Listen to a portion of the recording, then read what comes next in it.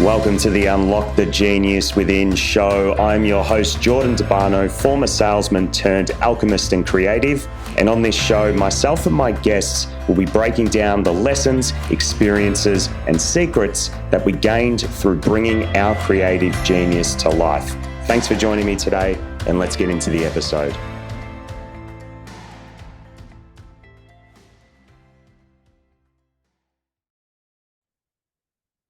Welcome back, everyone, to Unlock the Genius Within. I'm your host, Jordan Debano, and it is yet again another episode. I am very excited to talk to you guys today. We're going to be speaking about anchoring your genius into your nervous system. Have I had a powerful 7 days over the last week, man? What a week! I've recently introduced some new practices into my life, and it's enabled me to feel, as far-fetched as this sounds, but stick with me, feel my genius in my body. Like I can feel it. I can feel it. I can feel the creative emotions of the vision in my business, in my books, in my music, the house, all of it. I can feel it.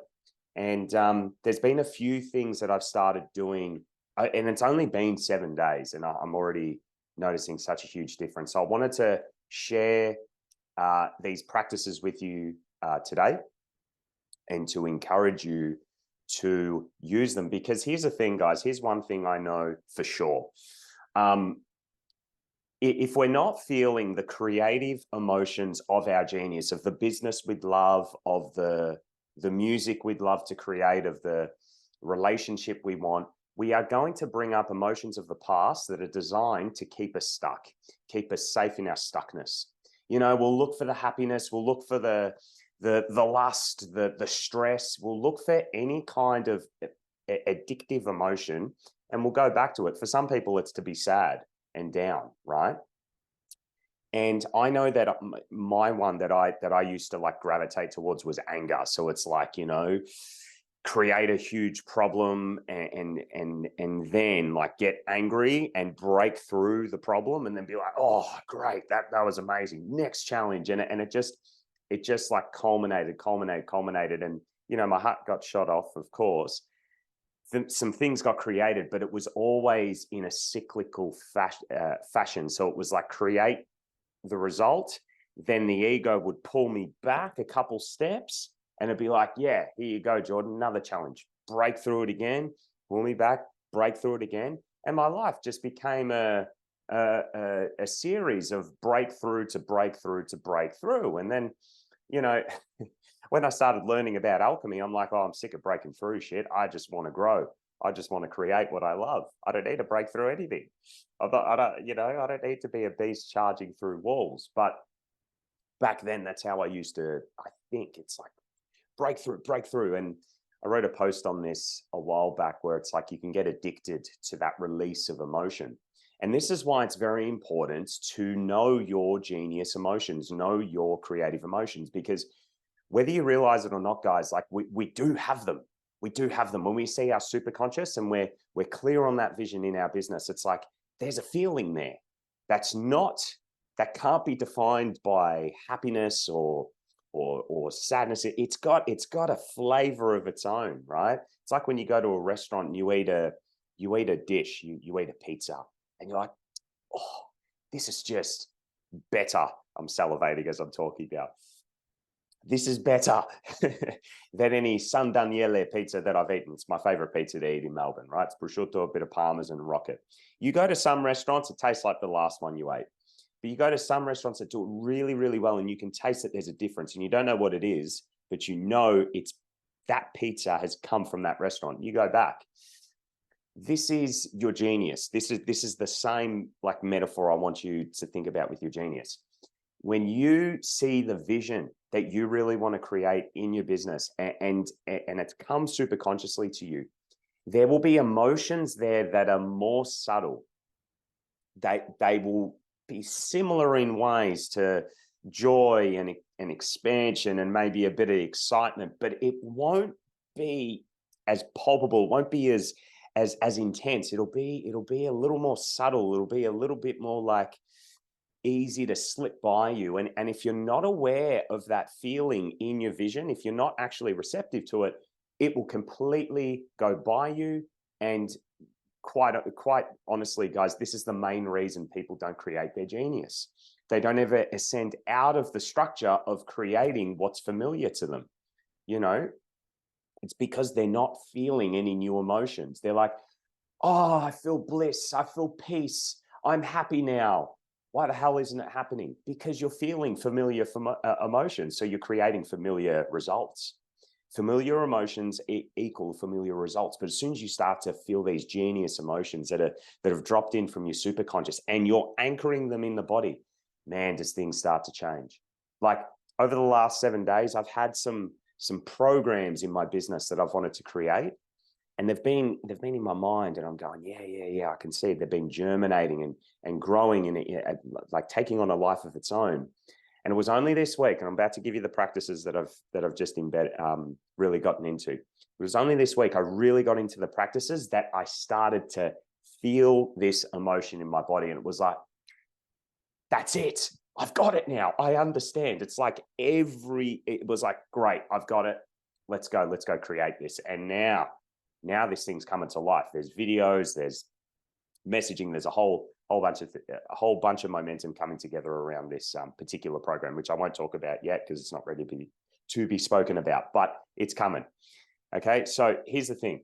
Here's what I've done in the last 7 days. You want to write this down. I started the Wim Hof breathing method. I want you to write it down. I'm actually going to link this video that I use every day in the show notes because I love his stuff.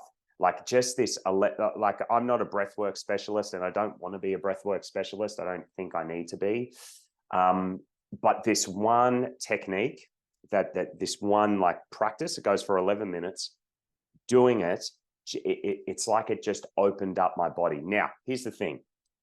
I started breathwork because I wanted to experience what it would be like to open up my body more, like open up my chest, my heart, and open up my throat. Because I found in when I'd be singing, playing on the guitar, and even sometimes speaking on the podcast, one of my defense mechanisms is my throat gets jammed up, and it happens when I second guess myself. And I thought, okay, I want to loosen my body up. I know how to focus my attention, but if I can loosen my body up, what's going to happen now? I'm taking more of the power and putting it back in genius. So anytime this happens, anytime ego comes in, at least I won't constrict as much because I would have been working on breath to release some of the muscles, so I'm a little more relaxed.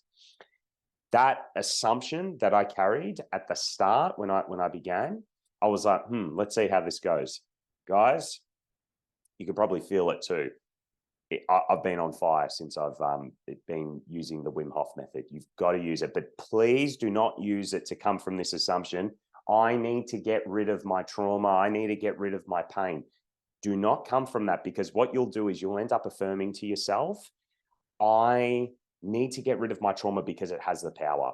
And tension, your subconscious will hear that and will be like, you're only doing breath work because you're scared of your trauma. Let me give you more trauma to break through. And then you're going to be in a structure of just oscillating all the time. Just don't do that, okay?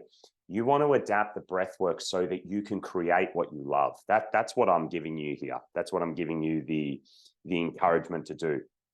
Get involved in this if this calls to you, because you want to create what you love. You have an end result that you're focused on. You know your genius. You can feel it. And you want something that's going to assist you in creating it. But don't do it to solve a problem, all right? So that's number one. The Wim Hof method has been a game changer. Number two, all right, this sounds so simple, and if you've been doing it, I clap you, and now I understand how powerful it is. Cold showers every single morning. So my routine's literally this. I get up, I go for a walk, I do my exercises in the park, some chin-ups, push-ups, and whatever. I come back, I have a 2-minute cold shower. Now, I learned this from Wim Hof as well. Apparently 2 minutes, I could get this wrong, the technical language, but apparently when we in the cold for 2 minutes, it's the amount of time that it takes to actually reset our nervous system or regulate it in a particular way.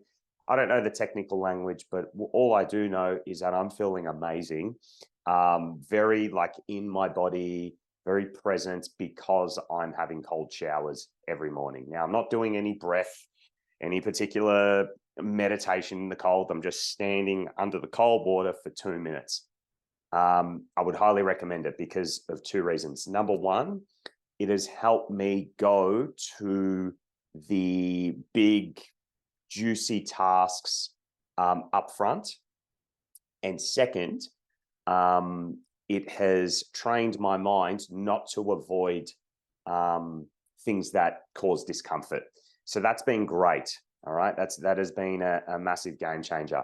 The other sub thing to that is I've learned how to drop my my stress response. So when you get hit with challenges and the body likes to just feed you pain, and then the mind starts thinking certain things, we can actually choose to drop that stuff. We don't need to associate with it. And that has been a game changer for me. Like I've actually, I teach it, but through jumping into the cold, I have learned experientially how to be more efficient at it. So I would recommend the cold for that reason. Again, don't do it because you want to resolve some pain. Don't do it because you want to, overcome any problems in your life. Do it because you just want a tool that's going to help you in creating what you love. If you come from that place, it's going to be a very powerful practice. Okay, so that's what I've been doing. Now, that alone, just let me quickly make this clear. That alone, breath work and like cold showers, is not giving me my genius emotion.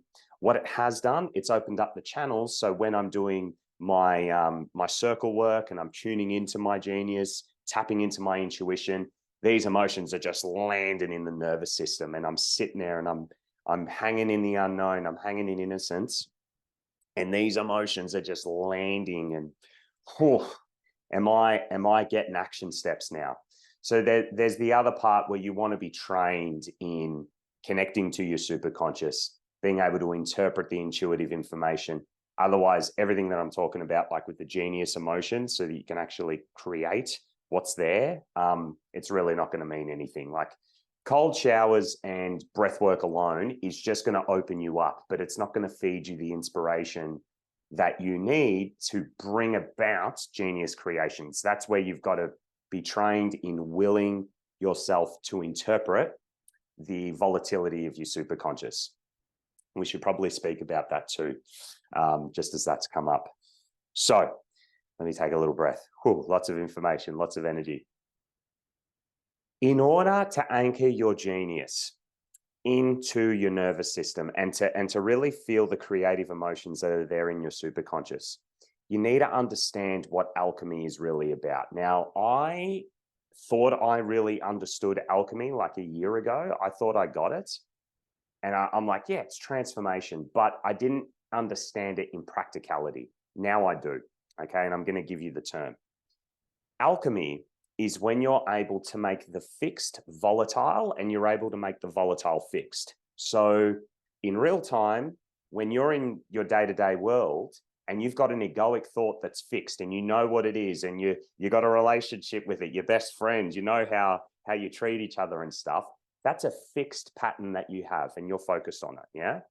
You want to make that volatile, because if that's there in your focus and you're stressed or you're happy and then you're peaceful and joyful, and it's just, if that is a pattern that helps you survive and reinforce an identity, you want to make that volatile because that ain't your genius, yeah? The alchemy occurs where you're able to pull down the volatility from your superconscious. So all the things that are floating up here, when you tune into your superconscious and your intuition, when you're able to pull that down and make that fixed as an emotion in your body and as a real thing that you're working on, my friends, you have created alchemy, not only in your minds, but in your body too.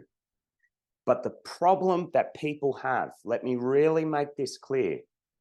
People, God spoke to me last night. My intuition connected. I heard loud and clear that I'm meant to write this next book. All right, it's about this, it's about that. And I'm listening to it, I'm going, that sounds like your ego, right? And again, guys, this is just with experience in coaching people. The way they're talking, the clarity that they have, and the way they're talking about how intuition came in and spoke to them. It's not something that comes to you in plain English. It's not something that makes you feel good and gives your identity a sense of, oh my God, now I'm excited. Your intuition comes in symbolically, and quite often it threatens your ego. So when I'm working with my clients and they get a genius vision, they make up what it's about. They don't think, oh my God, this is great and this fits in and this aligns. They make it up, and they're like, they get symbolic information that comes in, and the way they actually make that thing fixed is they make up what these symbols mean about the creation, that they've intended to receive. So an example of this, I remember earlier this year when I ran Unlock Your Creative Genius, the 4-week course. It was a free course. I saw myself sitting in a palace, and there were a bunch of people watching me. And I was like, okay, there's gold everywhere here. And I remember I made up, I'm like, I'm going to run a course where heaps of people are going to be watching me, and I'm going to help people unlock their gold. Okay, let me take it a step further. What gold? Creative genius. And I just came up with it. It was like, great, let's go with it. And the thing was awesome. Lots of people got some great insights and realizations through that course. But I made it up. I didn't think my way through and go, what's my genius about? Because that's egoic. That's an egoic way. That's how you, and when you think things through, guys, when you plan and you're like, let me just strategize, let me edit this out. What you're actually doing is you're going into your database of information from the past, and you're using your memory to tell you what your genius is about. You can't, and that is not, that is shortcutting what you're capable of. Set with love here. If you're doing this, please stop. That is not your genius. That is your ego playing God with you. When you choose to make up, what you're getting, when you're actually in the structure of your superconscious, this is where you can really tap into your genius. When you're seeing symbols and you're seeing things that don't make sense, really telling you that you're outside of your senses, you're outside of what you know, okay, and you're getting stuff. That's when you're there, and that's when you have the opportunity to make it up. You want to make it up because it's only through your imagination that you'll pull down the volatile, make it fixed. It'll become an emotion that sits in your body that will eventually become familiar. And also the vision will be much easier to tap into. It's like a visual thing in your mind, okay? And my friends, that's how you anchor your genius in your nervous system. You want to open up the channels with things like breath work, jumping in the cold and activating your body, exercising. But let me tell you, if you don't understand alchemy, if you do not understand how to connect your superconscious and how your superconscious speaks to you, or as I like to call it, your genius, you won't be able to create the inspired business that you would love to create. You'll continue to recreate blocks for yourself, conditions to fulfill, excuses to get by, and it will just be this thing that continues to elude you. Because you're going to familiar emotions. You're going to emotions of the past that are easy to recognize instead of the emotions from your genius that are a little more subtle and a little more, right, I don't really know what this is, but I'm gonna lean into it anyway. And when you lean into it when it's unfamiliar, that's when the magic starts to occur. All right, guys, that's all I have for you today. Nice, quick, and snappy. That's how I like it these days. If you enjoyed this, share this with a friend. Share this with a friend that's, an entrepreneur, a business owner that's wanting to create a business that they love. Anchoring genius emotions in the body is really important. So if you know someone that's struggling emotionally or creatively, send this episode over to them. Subscribe on Spotify. We're on YouTube. We're on Apple Podcasts now as well.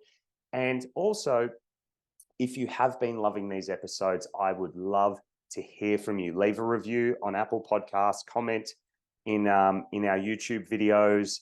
I think you can leave a review on Spotify. I was checking the other day. I think you can just pump that those stars. So just leave the star review if you've enjoyed this. And also, if you are ready to go and do some genius work with me, where you can actually learn how to receive these genius emotions, because this is the other thing I should mention, guys. The genius emotions, you don't find them, you receive them. You receive them when you're in a conducive, a helpful structure that can actually put you in alignment with your superconscious. If you want help with that, that's what my coaching does. That's what I help people do. That's what I do readings on. I jump into the meditation as well. So I can also provide insights to my clients on what I'm seeing their genius as. If you're ready to take that step, then book in a call and let's chat about some one-to-one coaching. All righty. Okay, guys, apart from that, thanks for tuning in today. Love you all, and continue to follow through on your genius. We'll see you next time. Hey guys, Jordan Debano here. If you are someone that is wanting to bring your genius project to life in the form of a business, a book, maybe you're a songwriter deep down, or you're just wanting to express your natural talents in your current career or business, look no further than the Genius Sessions. It's a new segment on my podcast where I coach people on bringing their genius to life. So our guests apply to be on the show. They have a particular challenge or scenario that is maybe in the way of them expressing their genius, and I take them through some specific processes that helps them transform their blocks into opportunities in realizing their true genius. So if you would like to be on the show, we have spots available for the rest of the year. All you need to do is apply in the show notes below. There's a link, fill in the application, and if you're successful, you'll be contacted by myself or a team member of mine over email. All right, guys, hope to speak to you soon.